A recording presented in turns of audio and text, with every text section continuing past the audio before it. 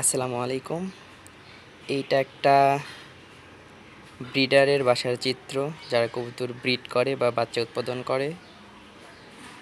এরকম একটা মানুষ যাদের বাসায় অবশ্যই এগুলো থাকতেই হবে। তবে এখানে কিন্তু কোনো রোগের ঔষধ না, এখানে সব কিছু ভিটামিন বা সাপ্লিমেন্ট। আর যাদের বাসায় এগুলো পাবেন না, তাদের বাসায় পাবেন বিভিন্ন রকমের অ্যান্টিবায়োটিক, বিভিন্ন রকমের উচ্চ হাই মাত্রার ঔষধ, টাল কবুতর, চৌকোঠা কবুতর। তো যারা বুদ্ধিমান তারা এগুলাই ইউজ করে, যাতে করে তাদের আর বিভিন্ন রোগের পিছনে দৌড়াদৌড়ি করতে হয় না বা মহামারীতে পড়তে হয় না। তো ওষুধগুলো সামনে থেকে দেখাচ্ছি, কোনটা কী কাজ করে সেটাও দেখায় দিচ্ছি। ফার্স্টে আসে প্যারাভেট। এটা কৃমিনাশক। একটা ওষুধ 2-3 বার কাজ করে না, তো বারবার আলাদা আলাদা করে করাইতে হয়। তো এসিমিক করি, মাঝখানে এটা নিয়ে আবার অ্যালবিন দিয়েও করাই। তারপর আছে ইলেকট্রোলাইট অ্যাক্টোনিল ভেট পাউডার। এটা উকুন বা যে কোনো জীবাণুনাশক পরজীবীর বিরুদ্ধে কাজ করে, বডিতে স্প্রে করতে হয়। তারপর আছে সালকিউর। এটা সালমোনেলা রোগের ক্ষেত্রে কাজ করে। প্যারাটাইফয়েড, সালমোনেলা দুইটার বিরুদ্ধে কাজ করে। তারপর আছে পিবি ক্যাল। এটা ক্যালসিয়াম, এটা পাউডারটা, আর একটা আছে যেটা লিকুইড ক্যালপ্লেক্স, ওটা ইউজ করি। তারপরে আছে ফিলমেট। এইটা ইউজ করে আমি ক্যাঙ্কার হয় যে মুখের ভিতর, সাদা ক্যাঙ্কারের জন্য ইউজ করি এটা শুধু।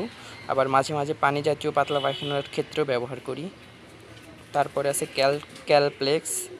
এটা কবুতরের মল্টিং, ডিম দেওয়ার আগে এবং বাচ্চার গায়ে যখন নতুন পালক গজায় তখন এটা ইউজ করি। তারপর আছে লিভাভিট। এটা ইউজ করে কৃমি কোর্স করার আগে এবং বর্ষা বা যে কোনো বৈরী আবহাওয়ার আগে এটা দিয়ে লিভার টনিক কোর্সটা করায় নিই।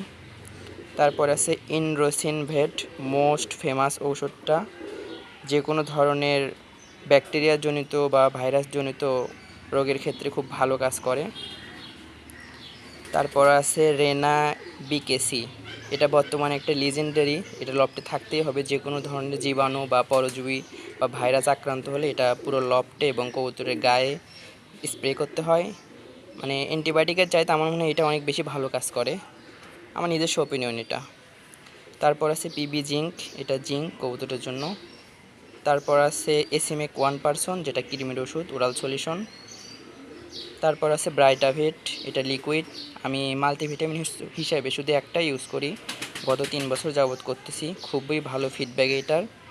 অনেকে হয়তো অনেক কিছু ইউজ করেন, বাট আমার এটার উপরে আমি কোনো কিছু পাই নাই এখনও।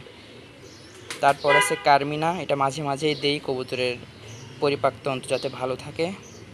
তারপর আছে থায়াভিন, যেটা কবুতরের B1 B2 যে ঘাটতিটা এটা পূরণ করে, এটার জন্য ইউজ করি। এবং ইলেকট্রোমিন পাউডার, এটা স্যালাইন। এটা অতিরিক্ত তাপমাত্রা বা কবুতরের ধকলজনিত সমস্যার কারণে বা ফ্লায়ার কবুতরকে মাঝে মাঝে এটা দিয়ে থাকি। তো যারা সুস্থভাবে কবুতর পালবেন তাদের পরিবেশের পাশাপাশি এ ধরনের সাপ্লিমেন্টগুলো রাখা জরুরি, যাতে করে আপনার কবুতরগুলো সুস্থ থাকে এবং কোয়ালিটিফুল বাচ্চা উৎপাদন করতে পারেন। অনেকেই বিদেশি মেডিসিনের প্রতি নির্ভরশীল বা বাইরে থেকে অনেক দামে দামে ওষুধ আনে। তো আমি দেশিগুলাই নর্মালি এগুলাই ইউজ করি। আলহামদুলিল্লাহ আমার বাচ্চার কোয়ালিটিতে আমি স্যাটিসফাইড, কোনো সমস্যা হয় না, খুব ভালো বাচ্চাই পাই আল্লাহর রহমতে। সবাই দোয়া করবেন যাতে আরও ভালো ভালো বাচ্চা উৎপাদন করতে পারি এবং কোয়ালিটিতে আরও ডেভেলপমেন্ট করতে পারি। আসসালামু আলাইকুম।